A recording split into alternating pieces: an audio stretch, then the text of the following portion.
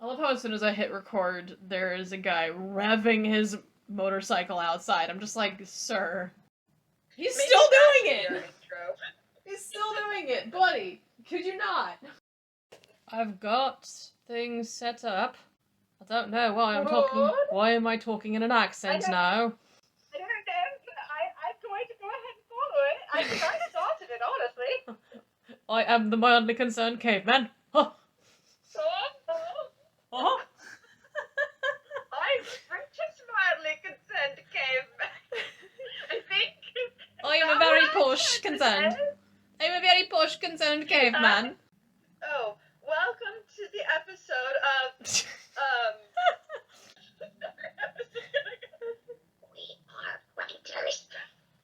We are writers. Bum ba dum bum bum bum bum. Oh, do we know what we're doing? Absolutely not. We never know what we're doing. It's fine. We have ideas, and then like when we get ready to start implementing the ideas, there's like a trash can that shows up, and we're just like, okay, put all of the ideas in there, and now we're ready. Let's go. And then the dumpster catches on fire, and we celebrate. And I am in the fire. I am the fire. Oh my gosh, did I tell you? I finished the second draft, or technically like 2.5, of my second book. So now I get to finally go back to my first book, and like maybe it's really close to being ready to be sent out to agents and published. So yeah, big celebration for me. Yay! If I had a popper, I would pop it, but I don't have one. But I am. Just make the sound effect. I'm no Matt Mercer. I can't do sound effects. Fire is random screaming noises. Have fun.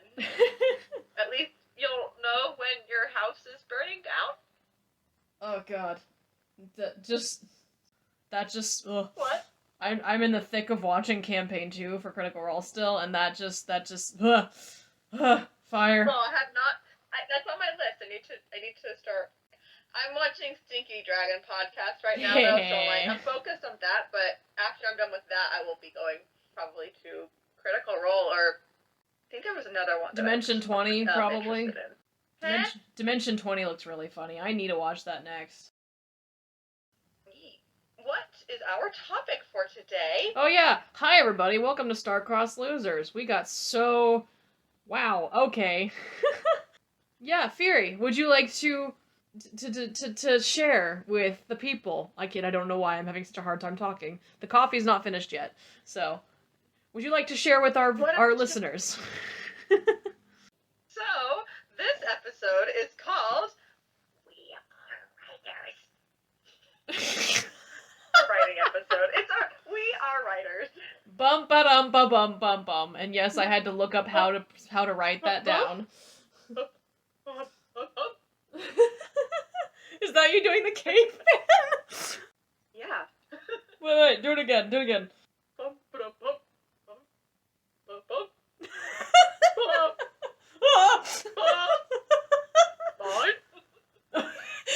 do sound like the seagulls.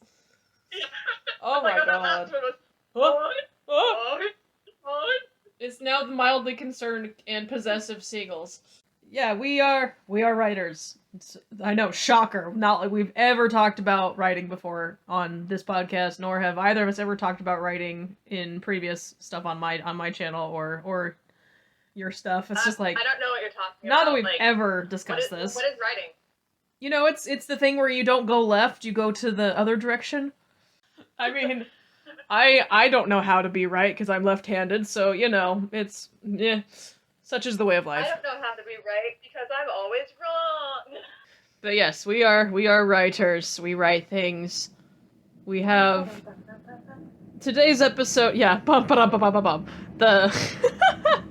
I don't know where that just came into my brain writing this thing. Okay. Today we want to just that's kind of this whole episode is just talking about our love for writing and kind of going into a little bit of depth about, you know, what specific things about writing we love and things like preferences for us as writers in our own styles, what we do, and then just like us just using our brains, I guess, I don't know, to have fun with our writing. Hey. Eloquent. And that's just us, like, using our brains? I know that's a hard feat. I know. At least for me it is. It's a hard ass. It's a very hard ask. Yeah. Yeah. Sometimes it So, is. we have, first on our list of things is writing faves and icks. So, what, Miss Starcrossing, do you love about writing? So, I'd say I assume I guess we're talking kind of more just to start talk more about just like generic what makes our writing tick or what makes us love writing, I should say. Or Yeah. just to, yeah. Yeah. So later we'll talk about what we're good at and what we suck at. sure. No, try my best. Man, there's so many things to love about writing. I mean, over time it has definitely evolved for me. I mean, for when I was younger, it was mostly just kind of an outlet to kind of get my emotions channeled through something or just to get like, you know, if things weren't really going away, like in my life, especially at school, if I felt like things were not going a certain way that I liked or just like I was stressed out or whatever, it was a very good way for me to kind of project what I wished could happen. You ever like had one of those arguments with somebody and then, you know, I think we've you know, everybody's had this before, but where you come back like 2 hours later and you have all these ideas of things that you should have said, things that would have been clever or funny, or things that you might have actually like won the argument or whatever, you know, like those kind of things. Hindsight 2020. Hindsight, yeah. Hindsight 2020. That was kind of where a lot of my writing was when I was like in middle school, kind of sort of in high school, but high school kind of also evolved into like, you know, my love for fan fiction and writing fan fiction that was basically fix-it fan fiction for shows that I fell in love with, and then they continued and got bad. And I was like, no, this is unacceptable. My ship is becoming very terribly written, and I don't like it. So I'm going to fix it by writing my own stories like the rest of the fandom. So that was high school, and then college, it, you know, pursuing creative writing as my minor, one of my minors. It was like, nah, mate, this is what I want to do as for a living. And honestly, I was really sad when our college did not have a major program for it, because if they did, I would have 100% like that would have been at least one of my majors alongside theater, if not my absolute major, because I've always I love writing so much. But now as an adult, it's like it's not just like an outlet for my emotions. It's also just like a place. I mean, it's an escape. It's just, it brings me joy, but it also allows me to feel things in a controlled environment, if that makes sense. Like, yes. If I need to, yeah, it's like I have full control over things. Like, there are times where I'll write scenes where there's an argument between two friends, and it's an argument about being pressured to drink, and it's like coming from personal experiences. Part of it is it's very inspired by personal experiences, and then like trying to write the other perspective. It's a very good challenge to see it from both sides too, is what it is. It really helps you kind of develop empathy, trying to see both sides. Yeah. So yeah. That, and it's free therapy, man, and you can do it from pretty much anywhere. Like, it doesn't matter like where I live. It doesn't matter like if I'm in the middle of if I'm like in the middle of Midtown Manhattan and I am stranded in a cafe somewhere. I don't know, just like, or if I'm in my own apartment, or if I'm like just sitting in a park somewhere. If I have something to write with and something to write on, I can write. It's so great. Yeah, I really love that. Like, even if, because I used to handwrite all of my stuff when I started, and like I had my composition notebooks, and I didn't always have them with me because sometimes I would leave them at home, like for safekeeping. Like, I don't want this to get dirty or lost. But I would always have my phone where I could create notes of like, okay, I have like 5 minutes of like waiting for something to happen. Let me see what I can do with writing. Okay, where were we last? And just I can remember where I last wrote. And then like, okay, well, what are plans for the next thing? Or like, what's a plot hole that I need to fix? Okay, well, let me jot down some notes about this. Or even just in your phone notes, like I could just like if I'm bored, I'll just write some random fan fiction scene that I could just like play with in my mind to entertain me. It's a good thing. I like that. Yeah, you can take it anywhere, and you don't always have to have like the same device. Writing is just free. You can do anything wherever you are. It really is. I know. And writing builds such a great community. Like my writing group I go to twice a week. Like I've met some of my dearest friends that since I've moved to New York that like all through that group, my writing group. So communities in the writing community is just awesome. I love it. And they're all very encouraging of each other. Like in their projects, there's no like judgment of what kind of writing you're doing. It's all just like, nah, mate, write whatever you want. That's one of the things I liked. Like in college, I remember the group that I was with wasn't. It was difficult. But there was one person who was writing a certain thing, and he came to me outside of class, and he wanted me to like look over it because he said like, I think you're one of the few people who would be able to actually critique this objectively or like um, whatever, like non-judgmentally.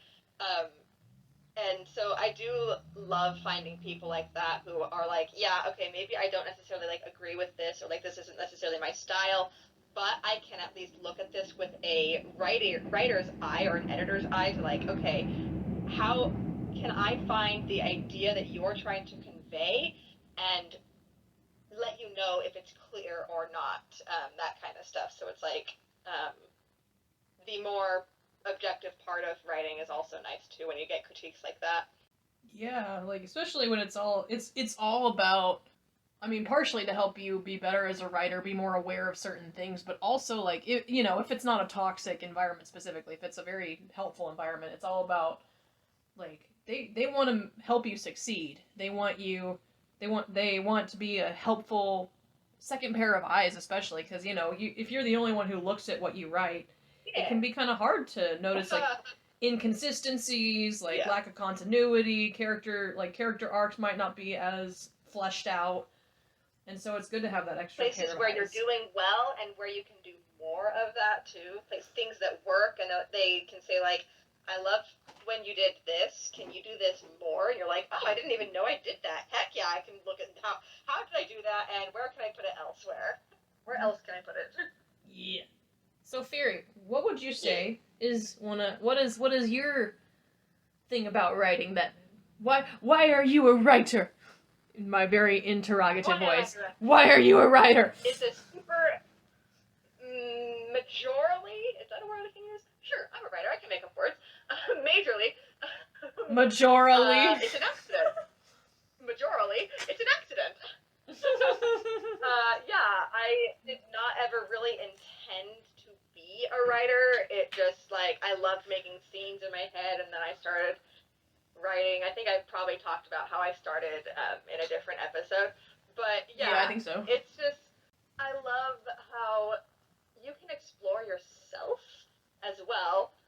All of my characters, the more I think back on what they're like and things like that, I'm like, they are, yes, they're very different and they have their own things, but a lot of their traits are just certain parts of myself that I've been able to write. They always say like, write what you know, and that's not necessarily that you shouldn't write things that you don't know. Like if you do enough research, you can make it work. But at the same time, I think that if you can make a character really strong, you'll probably inevitably put a part of yourself in that character as well.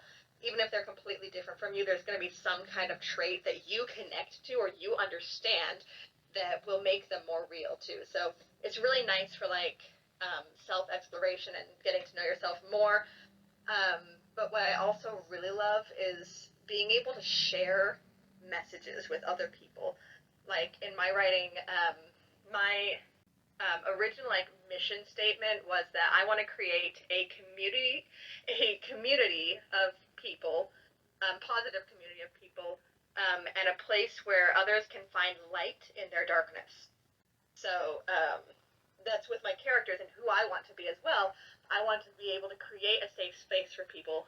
Create even that's another thing with like reading. When you find a character that's like you feel less alone. So I want to write more characters that will help people feel less alone, or feel like someone cares about them, even if it's like a fictional character.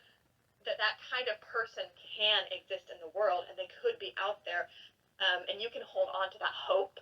So that's what I love about being able to about writing, where you can like connect with others in a way that you can't do in like other kinds of formats.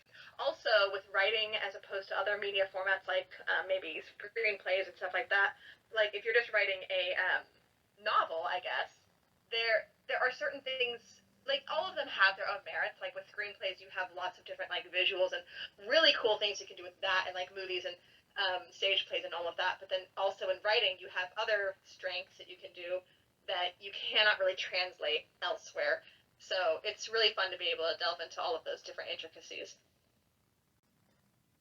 Alright, so the next thing we have is our writing icks. So, for those who might not know what this is, writing icks, or just icks in general when it comes to reading or writing, it's like things, in the sense of reading, it's stuff that you personally, like, you just can't really enjoy, not just enjoy reading, but it puts you off. And not quite similar, I mean, it can be kind of similar to, like, trigger warnings, but I think it's kind of more of a blanket term, and trigger warnings are kind of like in that category, where it's like it's that, but it's also things that you might read and you just go, oh, I don't like that. And then in the sense of writing, it's kind of usually like for authors, it could be like something that they maybe tend to avoid writing just because they don't like writing it, and kind of in that same sense of it could be triggering for them, or it could also just be they don't really like it. And if you're a passionate writer, the beauty of writing is usually you write whatever you want. You have the freedom to write whatever the heck you want. So, do I have to start this? Because I'm just like, oh man, what are my writing icks? I don't know specifically. I mean, because I don't like to necessarily delve too deeply into like sex scenes. Like that's just not Yeah, my forte. As a aromantic asexual person, I'm like, eh. I mean, I could. I'm not like afraid of doing it, but it's just like it doesn't like entertain me so much. Or like also my specific writing style. I'm writing for a young adult, and I'm also writing partially for myself. Like when I started writing, one of my main goals was because when I was younger, before I started writing, every time I read a book, like I was that it wasn't because I was Christian, but I was like that good Christian girl of like I don't want to swear, I don't like to like. I'm worried about hearing people swear because I think that it'll get stuck in my brain and then I'll accidentally start to swear. So when I was reading books, I was always like covering up any swear words so I didn't have to like accidentally like subliminally download them. Oh my gosh. But I love that. That's how yeah, you I describe know. it. That's beautiful. What? Subliminally download. I love that. Yes. So when I started writing, that was one of the things. I'm like, okay, I personally don't swear anyways, and I'm like, I want to write a book because that's also something like parents would have issues. I don't know if they still do, but like they might have they would have issues like if there were like swear words and certain things. So I'm like, I want to write a book that is like still up to par with all of these other kind of secular books, but also more accessible, I guess, to people who are like me. Um, but not like excluding the mainstream public, I guess. So, yeah, I will avoid swearing in my books. I actually tried at one point because I'm like, okay, it's not me, it's my character, and I was like, okay, I want to make them more realistic. So I tried to I tried to add it into some characters like dialogue, and it just felt wrong and off and out of character. That I'm like, no, I guess none of them actually, at least on the page, they're not gonna swear. Like I might say oh, character X swore under his breath or something, like, sure, and that can help make it seem more realistic, but I can't put it on the page directly because it just feels not part of my writing style, or that it feels out of character too. or it's like, maybe it's just too blatant. I don't know. So that is, I guess, probably something that I do avoid. And then I don't, if I were writing like an adult book or something like that, maybe if the sex scene were to be important, or it actually did something for the story or the characters, like development wise, maybe I would delve into it. Like, I'm not like necessarily afraid, but when I'm role playing, I don't want to do any of that because I'm like, I'm going to seem like I know nothing. Like, I'm not afraid to actually, like, you know, get that intimate or whatever, but I'm like, I'm more afraid of looking like I know nothing. Like, I'm an idiot at this stuff because I don't know anything. So I'm like, I'm just not gonna go and embarrass myself. Yeah. So, what do you avoid while I go and look up more examples of things that I might avoid? Okay, I mean, yeah, so just to clarify for people listening, we're both on the asexual spectrum, so very, yeah, right. I'm very similar in that sense of, like, writing intimate scenes. It's not my go-to at all. Like, I mean, even Dance of the Fireflies, like, I'm writing it, and I'm in this Discord server where a lot, and this is like not shaming anybody who writes anything intimate at all. Like, I totally respect everybody who does it. You know, write whatever the hell you want, but it's just not my personal taste. It's like I'm in a community where most other people, when we're doing sprints, they're writing smut, they're writing sex scenes, and it's all like super fun and spicy, and I'm just like, I'm trying to be all supportive, like, heck yeah, you write that, do it, go for it. And I'm just over here in my little corner, just like, they don't kiss till, like, chapter 40? Yeah. My main character doesn't even have a romantic interest in the first book. See, exactly.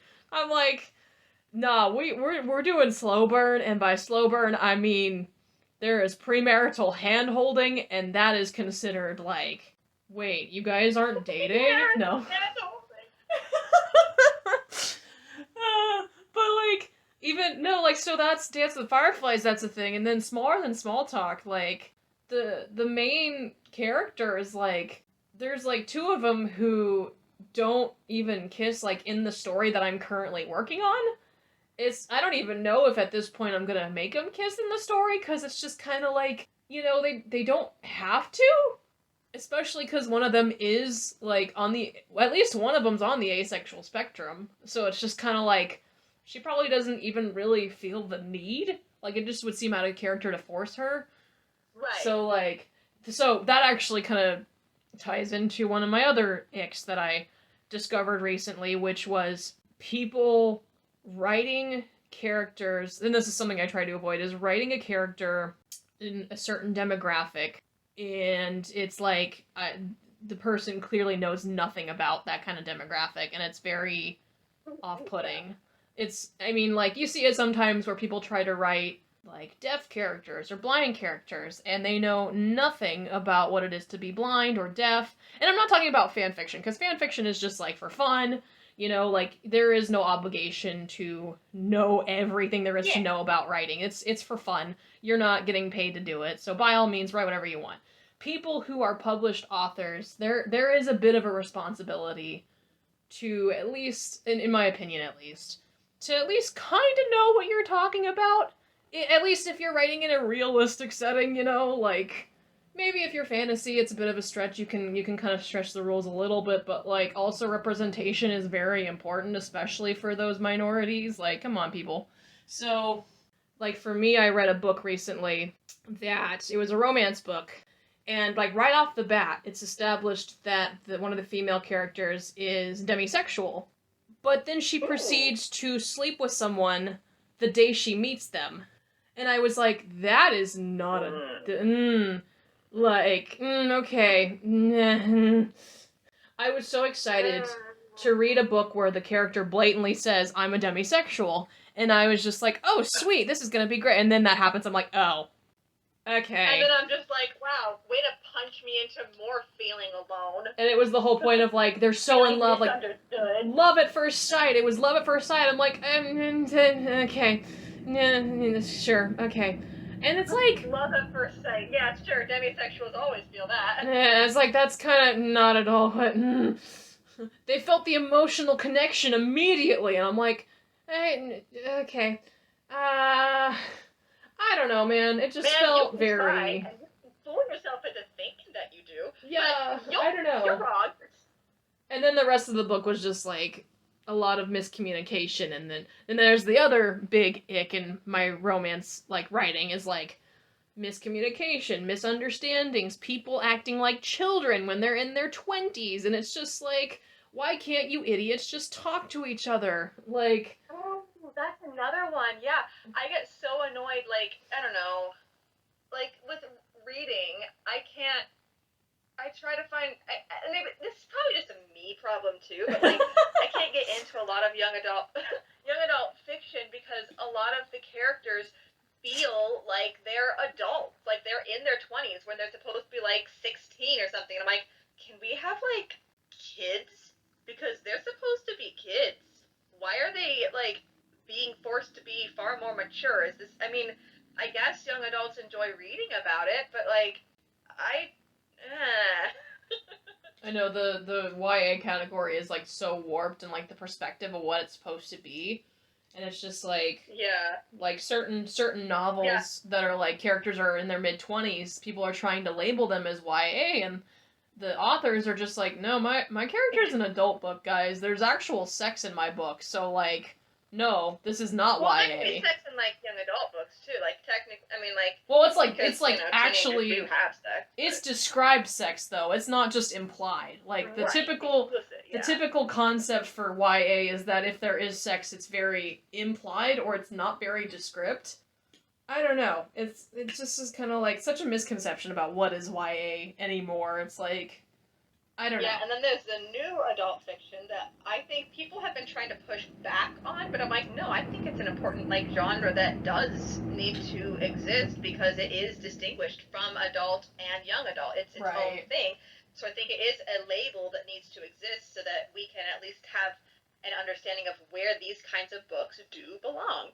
And that way, when you're looking for an adult book or you're looking for a YA book, you're not going to be like confused or disappointed because you're like, oh no, this is the opposite. This is not what I was looking for. This should be in the other category, but it also doesn't belong in the other category. So, bleh.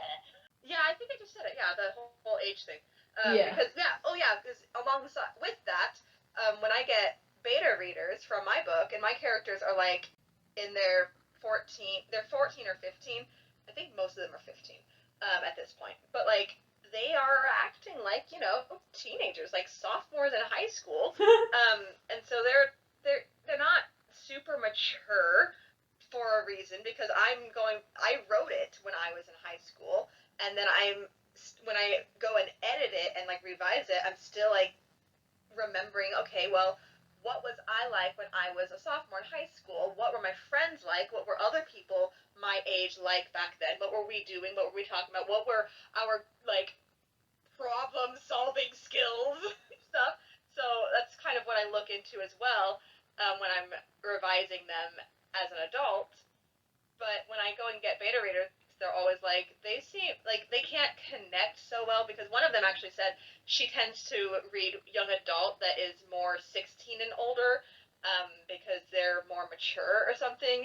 And I was like, yeah, I know, and it's super annoying. All of the young adult fiction is too mature for me. I'm an adult.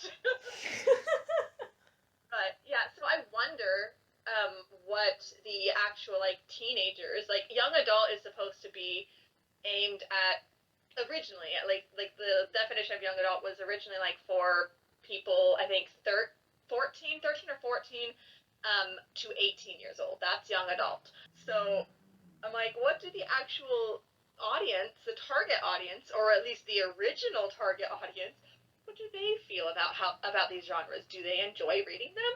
I don't know. Currently in my library, it seems like people are enjoying a certain romance book that is like very adult, and I'm like, it's not even really supposed to be in the library. Oh but no. Okay. But yeah, so like I don't know, maybe I don't understand teenage. Maybe I was a very weird teenager, which I already mentioned earlier in this episode. But yeah, so that's another like my characters are going to be authentically teenagers. So yeah, they deal with it's like with Avatar: The Last Airbender. Yeah, they're kids and they do deal with like really dark and serious topics and situations situations, but they're also still kids, so... Wicked. Oh, yeah, and they won't do the not like other girls trope either. Oh god, yeah, like it's such a old-fashioned misogynistic. Like, girls are awesome. Yeah. Leave them alone. Like, yes, like my character Selenia, yeah, sure, she's not like other girls. Just like every girl is not like another girl. We're all unique. All the boys are not like other boys because they're their own person. Sure, I'm not going to like make that be her character trait though. It's not. I'm going to not say that. I'm going to say what she is. You know what it should be? If this doesn't already exist, it should. It probably does, but it definitely should.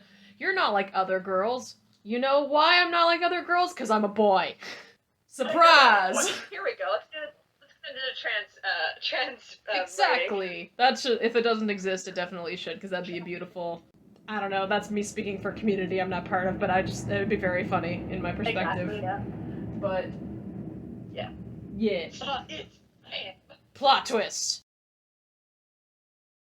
When I was planning out my responses to the writing faves and icks, I misunderstood it, and I thought it was like, what do you love? What kind of stuff are you really good at, or do you love writing? And what kind of stuff do you need to improve on in writing? Ooh, okay. We could also, yeah.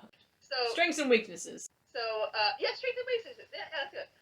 So for me, I love writing fight scenes. It can be like action scenes or emotional scenes. I love the catharsis that you can release through that kind of stuff, especially like the emotional, like where the characters like arguing about something, or they're like really attacking each other verbally, getting some truths out. I love the catharsis of doing that. I also love writing vulnerable scenes with a character being put into a vulnerable state, being able to like expose the fears, and especially if you can like bring in support systems that they didn't know they had, like they're suddenly like ripped apart of all their defenses and they're vulnerable and they're terrified because they don't know what's going to happen now that they have like conveyed their weaknesses or like their faults, or like they're maybe on the brink of death and like someone that they just met that they're like, well, maybe they're like counting them out, like, okay, they don't actually care about me, or they're not going to be there for me, or like now they're going to hate me, but then you twist that and that character is actually the one thing that saves them. I love writing that kind of stuff, like realizing that you're not alone even at your worst. So I love, and it's funny because with my beta readers, I've had mixed reviews on my action fight scenes, like where there's actual like physical battles and stuff. Some characters are like, I don't think this is your strong suit. This is like you're not good at this. And other characters are like, your fight scenes are my favorite things. I love writing. I love reading about this stuff. That you write fight scenes so well. And so, I don't know what to think. La la la. I think that at least from my own personal preferences, I enjoy. I love writing them, so I'm going to go ahead and say like the people who enjoy them are probably part of the target audience then, because I love them and they love them, and that's good. What are some of your strengths in writing? I think the only one I know that's been relatively consistent from like just like the feedback I've received and just like my personal confidence, feelings of confidence, is just like writing dialogue. Like, and I think that's why like Ooh, yeah. Oh, I mean, yes, I love writing fiction, like long fiction, but I think that's part of why I must be destined to be like a playwright or a screenwriter. Is like, I mean, I can write descriptions in a script format. That's no problem, like director's notes or whatever. When it comes to like just writing dynamics between characters, trying to write authentically, I've always been told that. What play was it? Was it Smaller Than Small Talk, or was it the other one that I wrote a long time ago? I wrote a 10-minute play a long time ago. It was called In the Closet, and it got published in the literary journal at our school, and it's basically about, well, okay, I don't want to share it because it's a spoiler, because I'm putting it into my screenplay. But it's how my characters Scott and Ethan meet for the first time, accidentally. And you've read it, I think. Haven't you? I think you have. Was it a closet? Yeah. Am I remembering a closet? Okay, yeah. Yeah, it was there's a closet involved, and there's a lot of inappropriate jokes about being in the closet and all that, and it's, Come here often? Yeah, yes, this is that one! Do you come here often? Yeah, I know. We're supposed to be canoodling, and you're asking me, really? No, I don't. Yeah, and also it's where the, oh no, he's hot.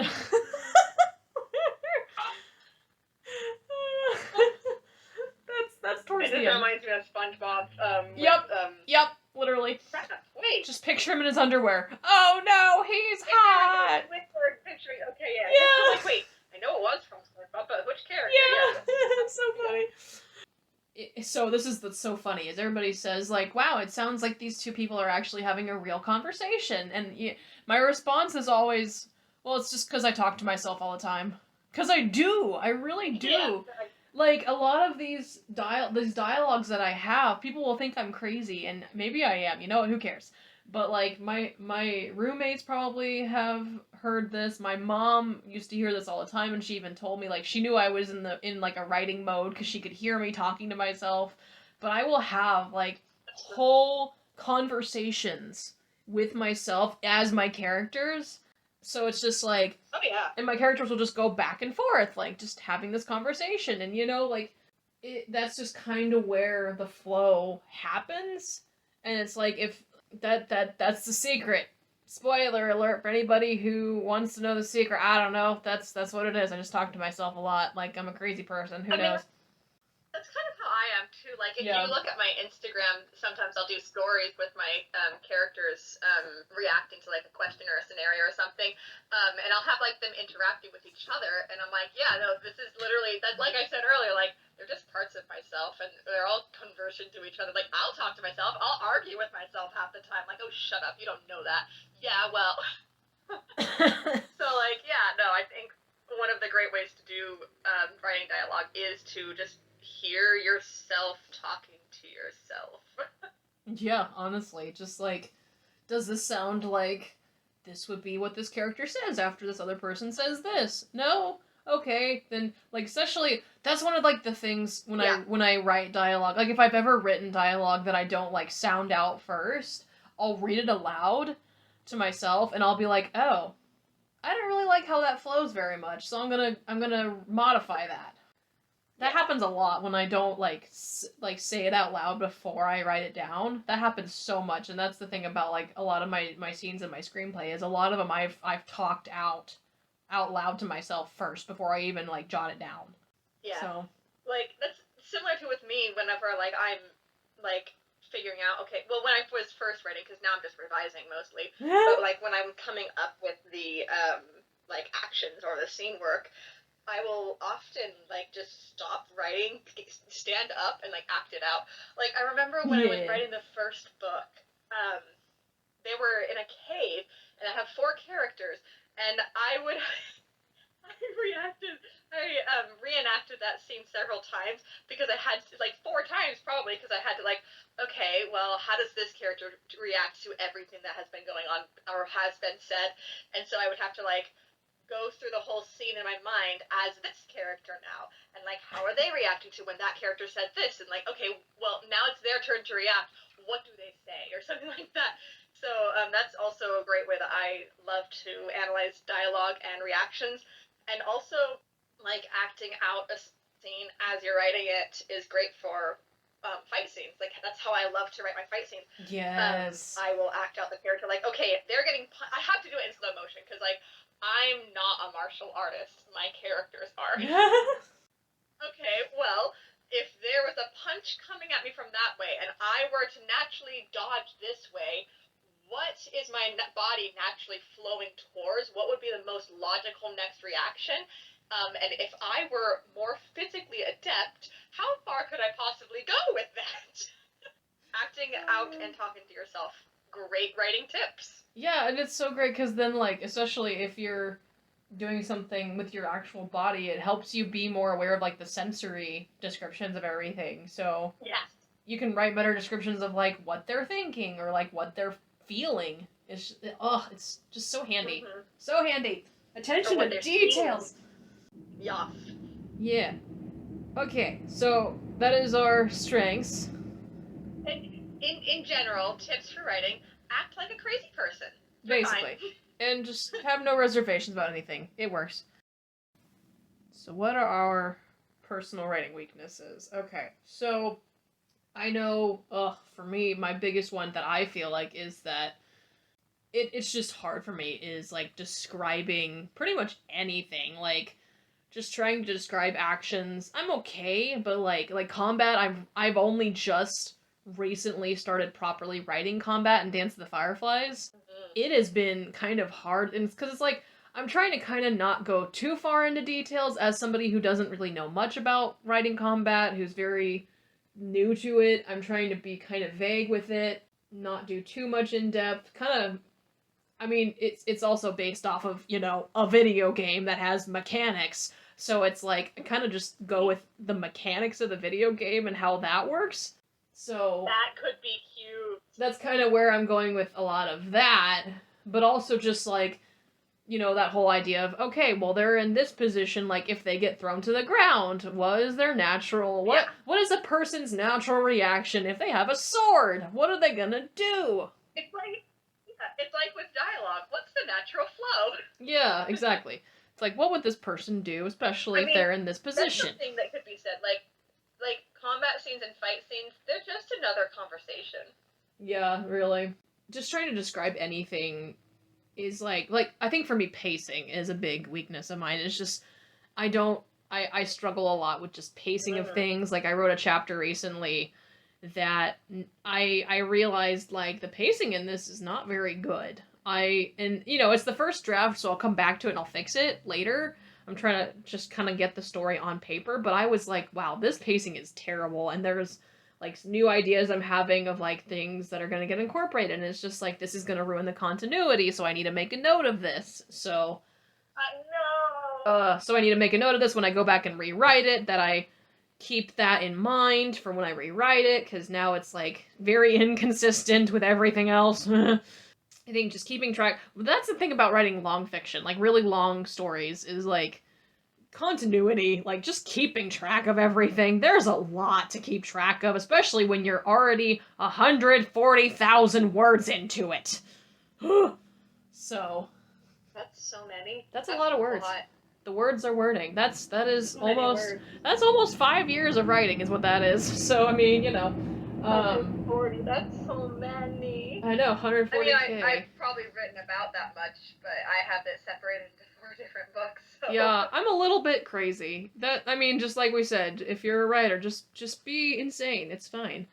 Man, I would say that's one of my weaknesses. Like, okay, so my first book, I have revised it 7 times, trying to cut down the word count, and I am still at 106,000 words. And my second book is like, I finished typing that up, and it's like 86,000 words. And I'm like, y'all need to be closer to being, like, consistent in your word length. Like, I'm underwriting, and then I'm overwriting, and then I just... But, yeah, something else that I'm bad at in writing is fashion. I hate writing clothes. I don't know how people do it. Like, oh my gosh, that's something. I don't even tackle that in mine. I know. I'm like, okay, well, I need to figure out, like, okay, well, what are they wearing? What, like, help the reader visualize this character. And when I try to do it, it's really awkward and bad. And when I don't do it at all, people are like, I don't know what this character looks like. What am I visualizing? And I'm like, oh, no. I don't know. I mean, I suck at fashion myself. Like, I don't know what clothes are. Yeah, but there was something like, I recently joined a D&D group, and my character was being introduced, and the DM asked me, like, okay, well, describe your character. What are they seeing? And I was like, yeah, it's an elf, and she has long brown hair, and I'm over here like, okay, it's not necessarily like, it's not a self-insert, but it just so happened, I was gonna make her have black hair, but I couldn't find a good face claim for that, so there you go. And then, like, then he's like, okay, well, everyone else, how about you describe your character so that she knows what she's looking at? And they all like give lengthy descriptions of like, okay, well, he's wearing this and has this attached to this, and like, he's this tall, and like, this kind of facial features and stuff, and I'm over here like, I didn't have any details. Y'all know more about stuff than I do. I will try to do better next time. I don't know what people are wearing. So yeah, in my books, that's what's one of my. I'm like, okay, I don't want to go into super detail, but I need to go in some detail and figure out what do they even look like. What is okay? I have an idea of what they look like, but I have no idea how to describe it. Like, what is that thing even called? I don't know. So yeah, I hate writing fashion. Would you like to play a game? Let's play a game. Okay, so we're gonna end this off with just a little fun bit that Fury has crafted. Yeah, I call them character scenarios. So basically, a number of characters is provided for you, and you fill in a character for each number.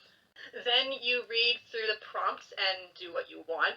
Examine how the heck those characters would have gotten into such a situation, how they would react, and how they fulfill or don't fulfill each scenario. It's tons of fun. So there's lots of different versions of it, but I love the idea so much that back in college, some friends and I, we ran out of pre-written scenarios and started writing our own. I can't find any of those pre-written scenarios anymore, so I just pulled up one of the ones that I had made. I don't remember what it is. I don't think I've ever actually used it for anything before, so let's go. We're going to start with this scenario takes 10 characters. Oh no. It utilizes 10 different characters.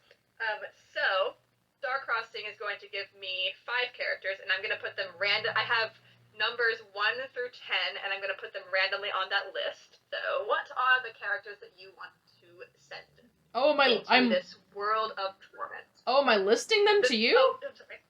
Because I'm going to have 5 too, so that we can mix our characters together in these scenarios. Oh, I thought you were just going to give me a number, and I was going to have to pick them. I see. Okay. And the theme for this scenario is prom. Oh, this is going to be interesting. Oh no. Let's put them randomly on the list. Oh no, I'm scared. What could possibly go wrong? I don't know if I recognize any of these character names. No, I spelled you don't. Skylar's name wrong. That's okay. I spelled it right. I changed it. I do know Scott.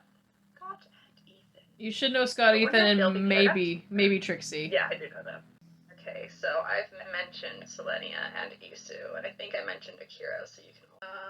Yeah, I don't think my audience wouldn't know any of these characters because I've not gone in depth about my screenplay yet, but I'm very excited about this.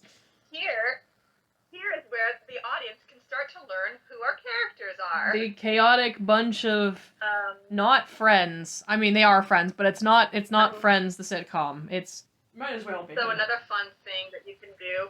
So in this game, like you have to assign numbers to to different characters, and this can be fictional characters, your own characters, or something that already exists. It can be celebrities that actually exist. It can be yourself or your friends, or it can be an inanimate object. I'm putting down something that will be funny.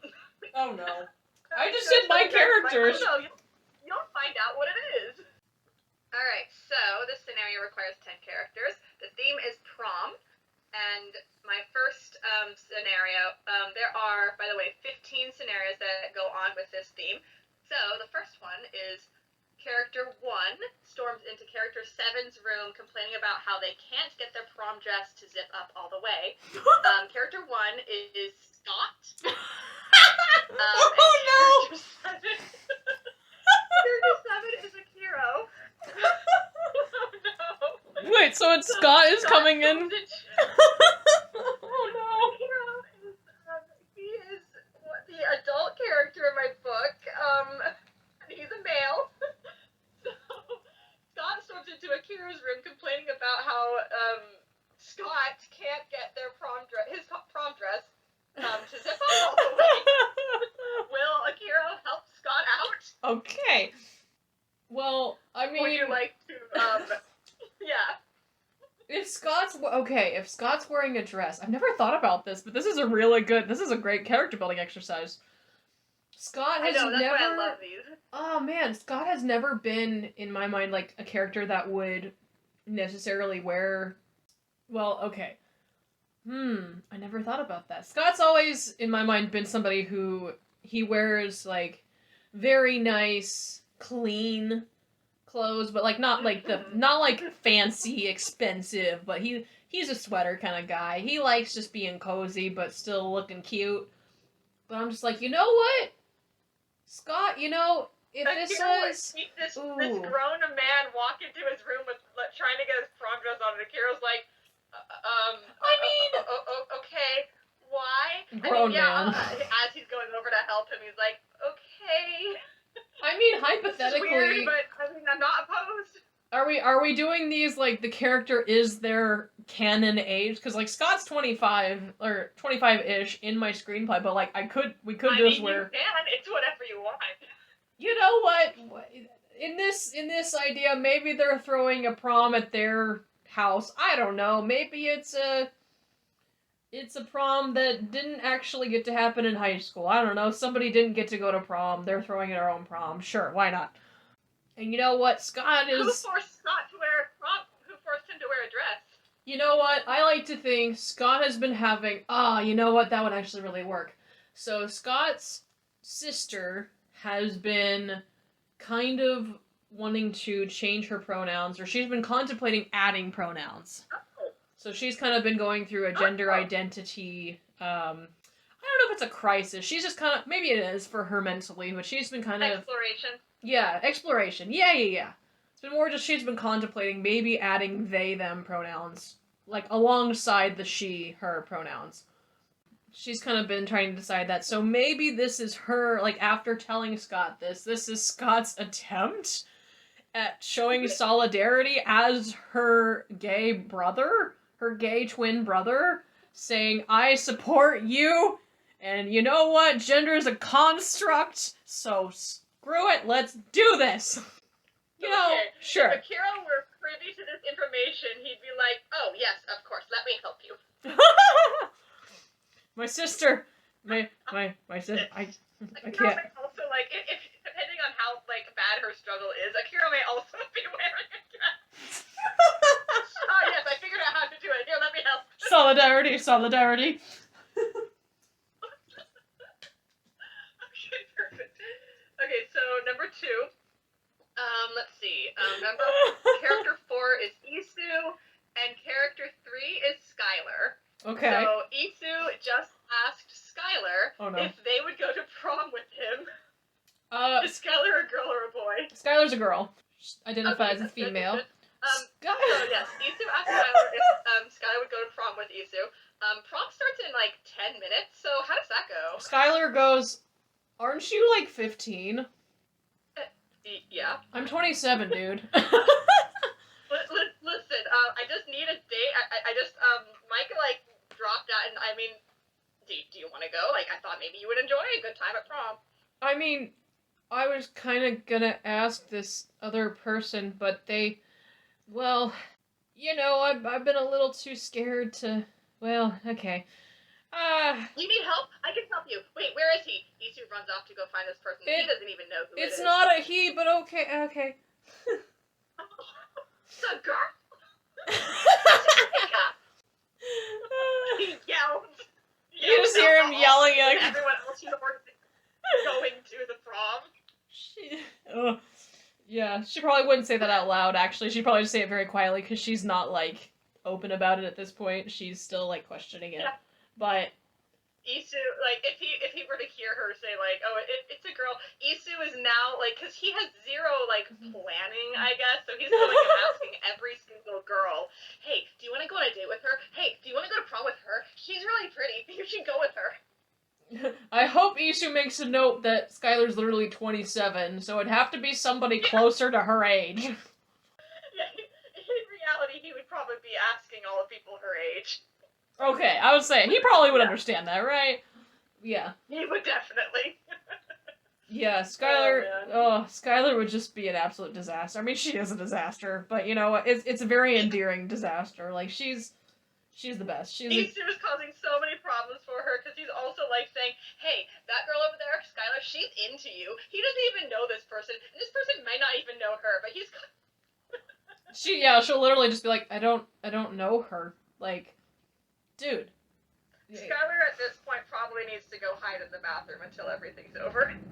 Or just go home and never come out. Skylar, honestly, like, if this was similar to, like, what I wrote, she'd go out to, like, the outside, like, assuming that this is, like, I don't know, I'm picturing, like, a wedding setting, but I guess this is prom, but, like, kind of, assuming they have, like, an outdoor place where people can go and, like, sit outside if it's nice weather, or go out and, I don't know, just get out of the stuffiness of the dance floor. Like, go outside.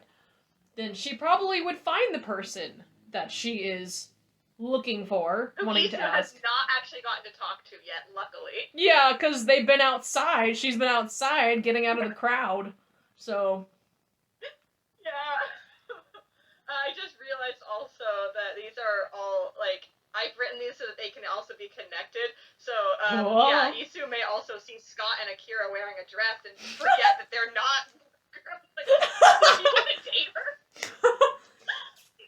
Skylar would be like, that's my friend Zach's little brother. Yeah, he's gay. I mean, first of all, nah, not really. Not who I'm looking for, but also he's gay, so no. Not an option. Okay, cool, bye. Alright, number 3, character 5 witnesses character 4's last minute request. So character 5 is a coconut. What? So, a coconut witnessed Isu's last minute request. How do they think what do they think about this proposal? The coconut just, like, kind of rolls around and falls on the ground.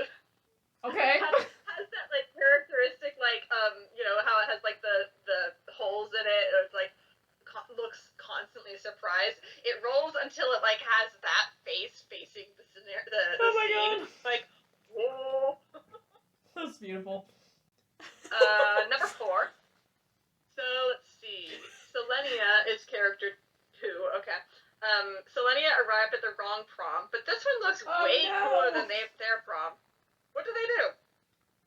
Selenia probably, like, definitely leaves that prom because she doesn't want to go. She doesn't even want to go to prom unless her friends are there. So she's gonna go find out whichever prom her friends are at. She's like, yeah, where is Isu? Oh, she sees him, like, running down the street asking every girl, and she's like, oh, maybe I should not go to. Yeah, I should go round up my friend. Oh dear gosh. That's funny. Let's see. Rescue Character the poor 6 thing. Is Ash's Pikachu. And character 1 is Scott. Oh, hell yeah. Here we go. Okay. He would... Oh my god, Scott would love this. Alright, I'm listening. This is very canon for him. Pikachu arrives to pick Scott up. What is their mode of transportation? What is Pikachu's mode? Oh my god. I mean, I want to say it's a Pokeball.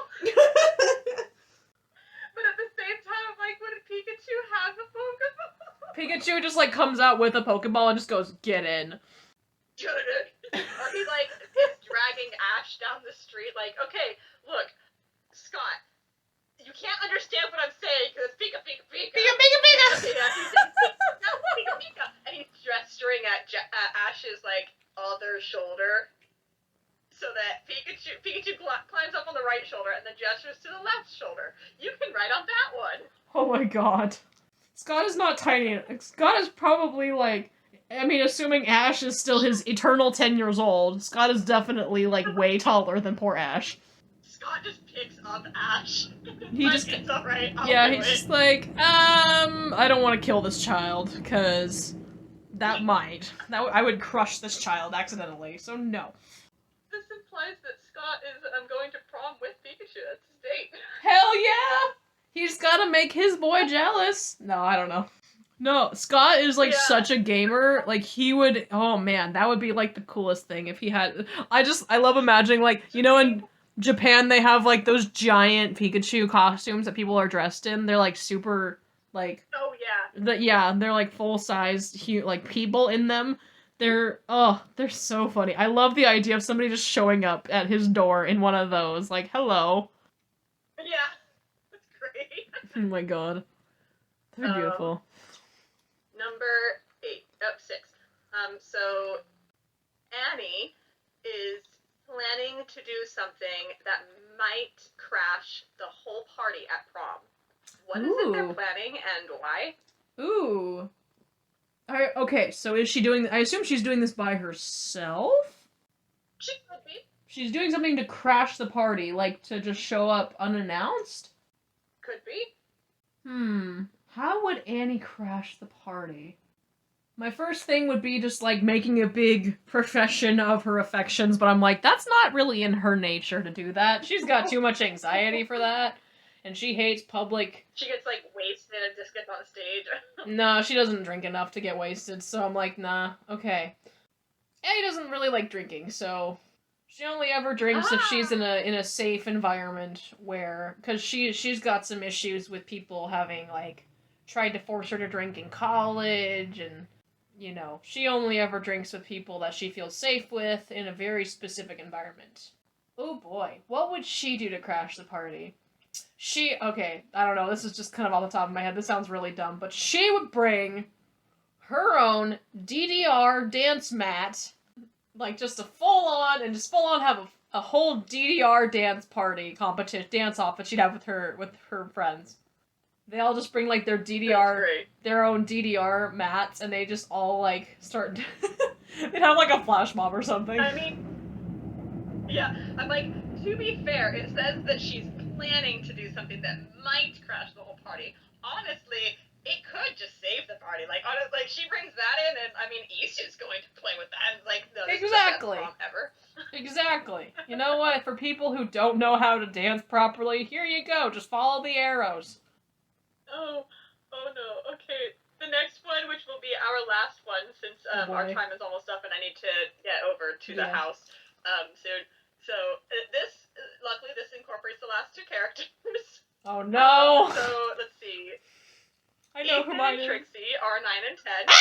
Okay. So yeah, Trixie and Ethan came together. Okay. But Trixie really wanted to go with Ash's Pikachu. Why didn't they? Well, okay, I mean, it kind of fits a little bit. So, Trixie is Scott's twin sister, for context for those who don't know. And Ethan and Scott are kind of, sort of love interests. Spoiler alert. Ethan is also gay, so, yeah.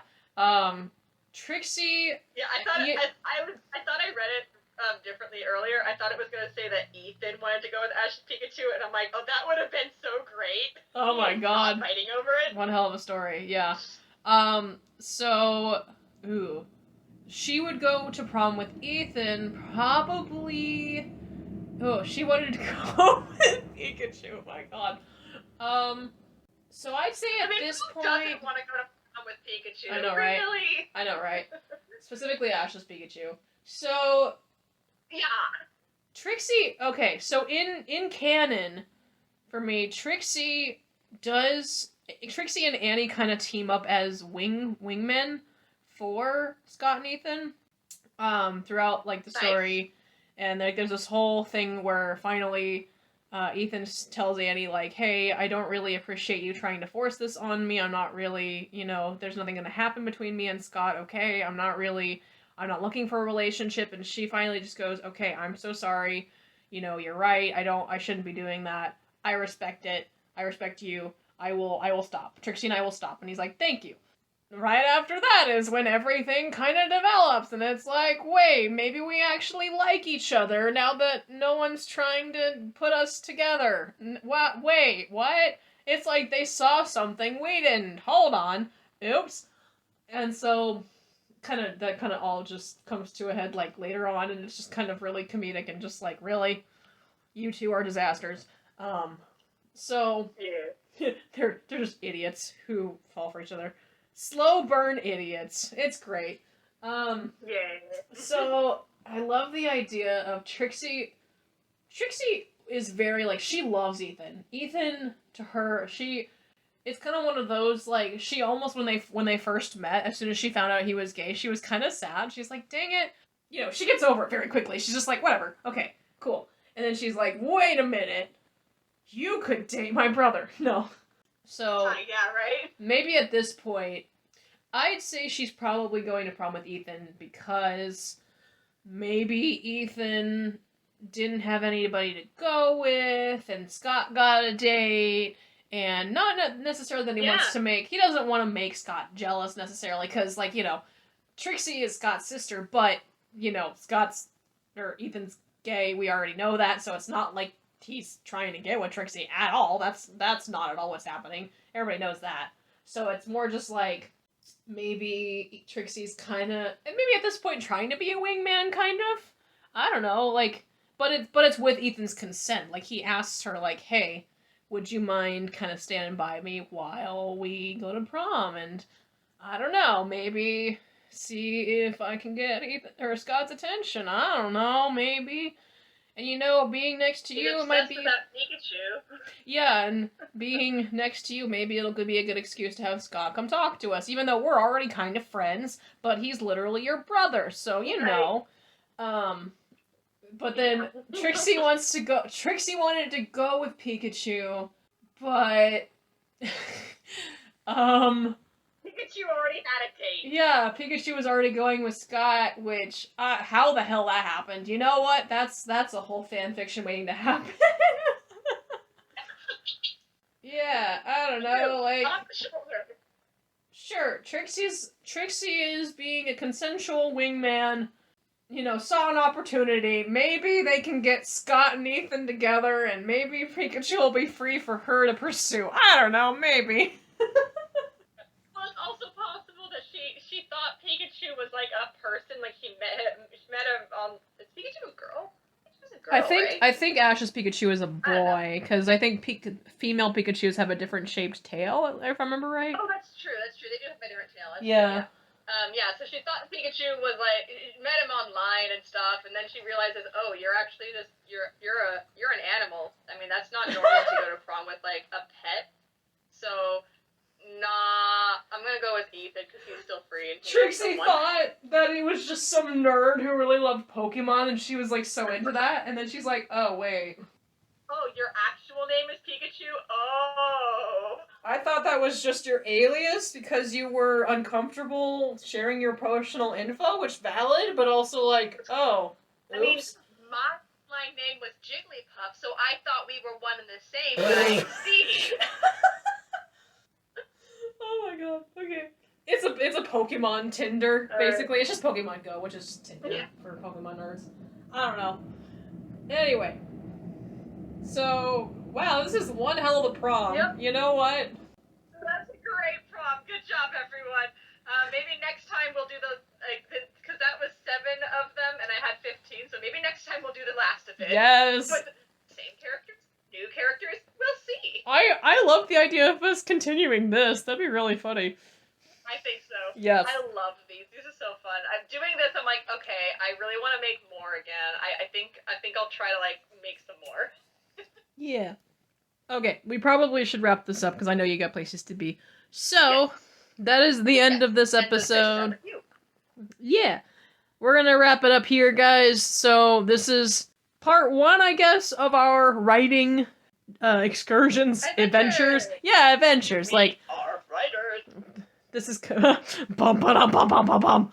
This is like our first episode where we actually delved into writing itself, and this will definitely be not the last for sure, because you know it's kind of one of the big things that we both do. So, thank you everybody so much for listening. We'll come up with advice and stuff later. Yeah, exactly. Advices, enjoyments. We'll have featured people with other things. Yeah. Oh yeah. Yeah, thank you guys for thank you for listening. I'm tired. Thank you for washing your clothes. Thank you for washing your hands. Please, for the love of God, wash your hands, you dirty, filthy animal. somebody go pick up the coconut. And go wash that, please. Wash your mouth. Wash your hair. Wash your cat. No, don't do that. She can do that on her own. Yeah, she's got it. All right, we will see you guys. Anyways, thank you for watching. Thanks for watching, listening. I think it's mainly listening. I mean, you know. Crying, cringing. Sure. All right, we'll catch you guys on the flip side next time. Yeah. Goodbye.